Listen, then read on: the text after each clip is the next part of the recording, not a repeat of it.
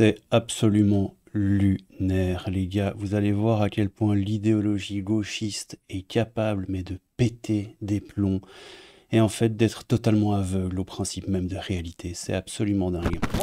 Alors déjà ici, regardez, c'est rigolo. Hein. BFM TV. Bon, Mayotte s'est mangé 2 cyclones dans la gueule en moins de 3 semaines.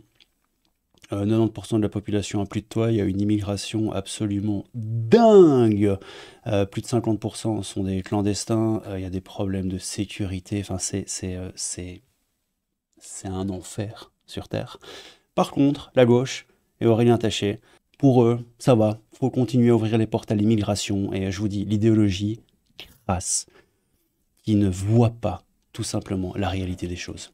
On a BFM TV ici qui nous dit on n'a pas d'eau, pas d'électricité, rien à bouffer, et vous trouvez le moyen de justifier l'immigration clandestine qui continue aujourd'hui. Alors ça, c'est Estelle Youssoufa. Estelle Youssoufa, c'est une députée à la première circo de Mayotte. Estelle Youssoufa, c'est rigolo, vous allez voir. Estelle Youssoufa, députée lyote de Mayotte, exprime sa consternation face au discours sur l'immigration illégale sur l'archipel. Alors, selon BFM TV, elle exprime sa consternation.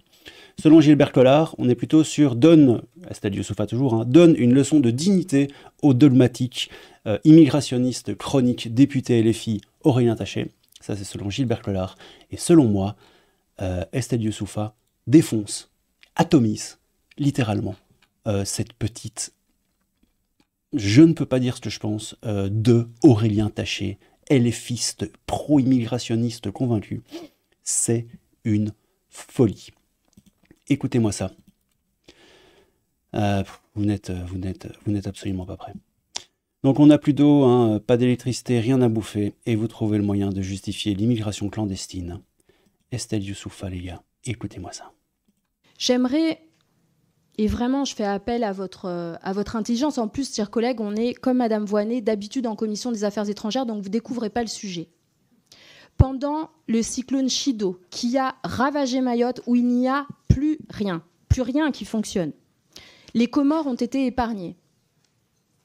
J'ai du mal à entendre que Mayotte est plus riche.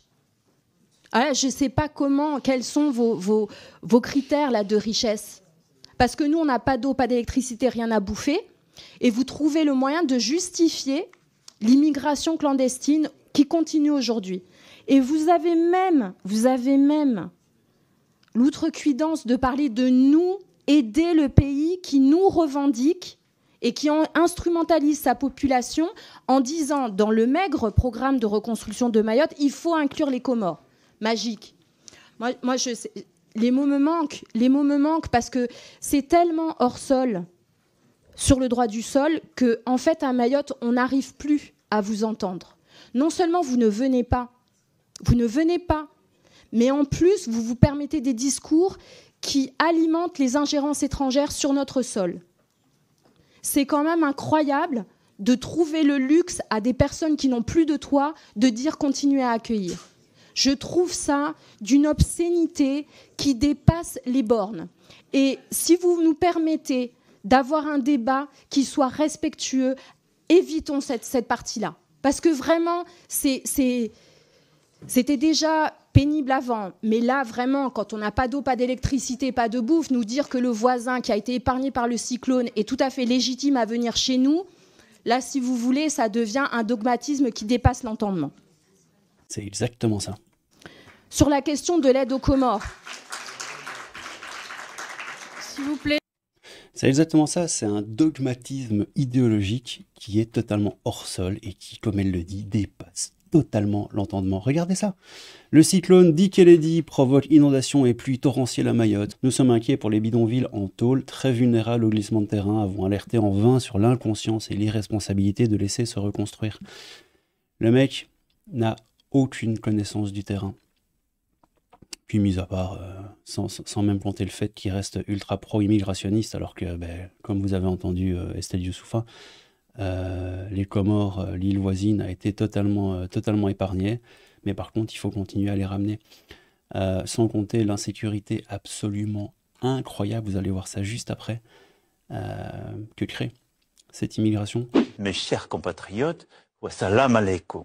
Écoutez-moi ça maintenant, on est le seul territoire français habité revendiqué par une puissance étrangère qui instrumentalise les flux migratoires avec l'horreur d'envoyer des gosses seuls risquer leur vie pour aller s'inscrire à l'école. Estelle Youssoufa, toujours députée, etc., etc. Écoutez-moi ça. C'est lunaire. Moi j'entends Monsieur Taché sur les grands principes de la République. J'y suis aussi très attachée, mais je pense que la République, elle y est beaucoup moins attachée à Mayotte qu'ailleurs. Vous voyez ? Et donc, en l'occurrence, on va peut-être commencer par le commencement. Nous, la liberté de circuler, quand on connaît une violence inouïe, on l'a pas. L'égalité en droit, on l'a pas. La sécurité, on l'a pas, qui est pourtant... Désolé, je fais une mini-parenthèse, faut que je vous montre un truc en parlant de sécurité à Mayotte. Regardez ça, c'était il y a quelques années, j'en avais fait un short. Écoutez-moi ça. C'est Estelle Youssoufa, toujours. En début d'année, des morceaux de corps humains ont été déposés en évidence sur la route pour terroriser la population à Mayotte. En début... Bon, le what, c'est moi qui ai fait le montage un peu claqué au sol derrière. Mais histoire que vous compreniez un petit peu, ça date pas d'hier. Hein, Mayotte, les Comores et tout, ça date pas d'hier. Bon, allez, on continue. Un droit constitutionnel, contrairement au droit du sol. La sécurité, on l'a pas, qui est pourtant un droit constitutionnel, contrairement au droit du sol. La sécurité, c'est un droit constitutionnel, monsieur. Et pas le droit du sol. Et en fait, dans votre discours... non. Donc, en l'occurrence, dans votre discours, il y a quand même quelque chose qui ne colle pas avec la réalité. Et je vous appelle à l'humilité. En fait, on n'est pas en train de dire qu'on ne peut pas. On est en train de dire, là, on a fait tout ce qu'on pouvait. Mayotte a 50% de sa population étrangère. Il n'y a aucun autre territoire. Celui qui a une situation la plus proche, c'est la Guyane, du collègue Riemann. C'est une situation migratoire explosive. Je ne vais pas couper la vidéo à chaque fois, hein, mais 50% les gars, et c'est pas que des ingénieurs et des médecins, vous vous en doutez bien. Bon, ouais, j'arrête mes vannes. Allez, on regarde, écoutez ça. Qui est alimenté par un voisin qui revendique le territoire. On est le seul territoire français habité, revendiqué par une puissance étrangère, qui instrumentalise les flux migratoires avec l'horreur d'envoyer des gosses tout seuls dans des bateaux risquer leur vie pour aller s'inscrire à l'école. Dans des conditions inhumaines, parce que nos enfants sont dans des établissements scolaires cernés de barbelés, dans lesquels il y a quotidiennement des affrontements, avec des policiers et des gendarmes qui font la sécurité, parce qu'effectivement, certains enfants ne sont pas scolarisés et qu'ils deviennent les prisonniers et les acteurs de bandes ultra-violentes. Et je vous parle d'une violence de gamins qui ont 9, 10, 11, 12 ans avec des machettes et qui se découpent en morceaux en allant à l'école. Il n'y a pas de cellule psychologique, il n'y a pas de marche blanche, il n'y a rien du tout pour nos gamins. 10, 11, 12 ans avec des machettes et qui se découpent en morceaux en allant à l'école. Il n'y a pas de cellule psychologique, il n'y a pas de marche blanche, il n'y a rien du tout pour nos gamins. On continue à les envoyer. Vous pensez que ça, c'est une solution ? Nous, on vous dit, compte tenu de la crise Chido, de ce qu'elle révèle des problèmes systémiques et structurels à Mayotte, alors qu'elle impose de repenser Mayotte, repensez vous aussi ce que vous exigez de Mayotte. Parce que là, le territoire ne peut plus, et ça fait des années qu'on vous le dit. Là, nos gamins vont aller dans des tentes. Il fait plus de 35 degrés à Mayotte. Il y a 100% d'humidité. Les 3/4 des profs vont refuser ces conditions de travail. Avec raison. C'est lunaire. Alors, j'ai essayé de vous trouver le passage où Aurélien Taché se la joue ultra idéologue. Je ne l'ai pas. J'ai trouvé un passage où il explique oui, c'est scandaleux qu'on ne donne pas de la tôle aux gens pour qu'ils reconstruisent leurs trucs, leur maison, qui a priori sont des bidonvilles, encore plus soumis évidemment au glissement de terrain, tout ça, bon, on a vu tout à l'heure. Bon, bref, le mec voilà, se fait complètement défoncer la tronche. Les commentaires, on va les éviter parce que ça passera pas sur YouTube, il se fait réellement défoncer. Et ici, je suis tombé sur une vidéo de Boulevard Voltaire du 9 février 2024. Qui dit 90%, 91% des naissances à Mayotte sont des étrangers. La transition démographique est déjà faite. Je sais pas si tu te rends compte du délire, quoi. Les chiffres de l'INSEE ne seraient pas les bons, selon député Estelle Youssoufa, qui estime à 450 000 la population de Mayotte. Écoutez ça. Simplement pour mettre un contexte. Sérieux, c'est dingue. Simplement pour mettre un contexte avec des chiffres, Mayotte, en 2022, 300 000 habitants, a priori, selon Non, oui, chez l'INSEE, parce que ces chiffres sont très contestés. Effectivement, ce sont des chiffres de l'INSEE, dont la moitié seraient des étrangers. Non, selon les chiffres de 300 000... Alors vous avez d'autres chiffres? Les chiffres de 330 000 sont les chiffres de l'INSEE qui sont contestés par tous les élus et toute la population. Et même les préfets successifs. Largement plus que ça. Quand vous avez, les distributions de masques pendant l'épidémie de Covid, le préfet distribue 450 000 masques en disant un par adulte. Là, on a distribué... Et tu comptes les gamins aussi, hein, parce que les adultes, c'est bien, mais il n'y a pas que ça.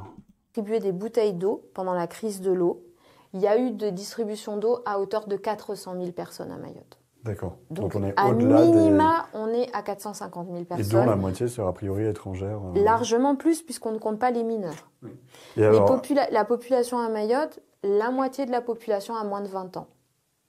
Ça veut dire qu'à Mayotte, toutes les réflexions que vous pouvez entamer sur l'éducation, sur la jeunesse, pensez que les adultes sont minoritaires à Mayotte. C'est-à-dire qu'il n'y a pas de problème de natalité à Mayotte. Le réarmement démographique d'Emmanuel Macron... Non, parce que 90% des naissances, c'est des étrangers. Donc moi, je veux bien tout entendre sur la démographie. La démographie des Mahoraises, elle est réglée. Il y a eu une transition démographique. Par contre, on est devenu la plus grosse maternité d'Europe, avec 90% de naissances des étrangères. Donc en fait, le sujet n'est pas une natalité mahoraise. Le sujet, c'est une natalité étrangère qui vient à Mayotte pour obtenir le droit du sol. Ouais, c'est ça. C'est ça. C'est ça. Venir accoucher sur le territoire français pour obtenir le droit du sol. À Mayotte, c'est pratique, hein. Comme la France prochainement, nous dit De Angelis. Mayotte, c'est africain. Il ne peut donc s'y dérouler un grand remplacement venu d'Afrique. Oh là là, n'importe quoi, nous dit rien du tout. Les pauvres, ils sont déjà grands remplacés. Et la suppression du droit du sol, ça réglerait le problème une fois pour toutes. Effectivement, en France également, retirer la nationalité à ceux qui sont nés de parents en situation irrégulière, suppression du droit du sol partout en France, etc., etc., etc. C'est lunaire, les gars. Et c'est ce que dit notre ami Zemmour, Éric Zemmour, qui dit « Le droit du sol est devenu une arme majeure de l'invasion de la France par l'Afrique. Il faut la supprimer partout en France. » C'est dingue. Bon, on va s'arrêter là. Écoutez, quand l'idéologie gauchiste se confronte à la réalité et qu'une personne ose enfin un petit peu lâcher les termes, j'aime beaucoup comment elle terminait en disant une obscénité qui dépasse les bornes à Aurélien Taché et Dominique Voynet, éparpillée façon puzzle par la députée Estelle Youssoufa. Bon allez, on va s'arrêter là. Qu'est-ce que vous en pensez, les petits amis? C'est complètement lunaire, vraiment complètement lunaire. Je sais pas quoi vous dire de plus. N'hésitez pas à commenter, liker, clocher, vous abonner si c'est pas déjà fait. Je vous fais plein de bisous. Il y a le Discord en description si tu as envie de venir discuter. Il y a la page Tipeee aussi si tu as envie de soutenir la chaîne. Ça fait toujours plaisir. Merci à vous tous. Et à très bientôt. C'était le Crabe Fantôme, un peu de crabe de fantôme. Je vous aime tous sauf un. Mais je ne dirai pas qui c'est. À bientôt les potos.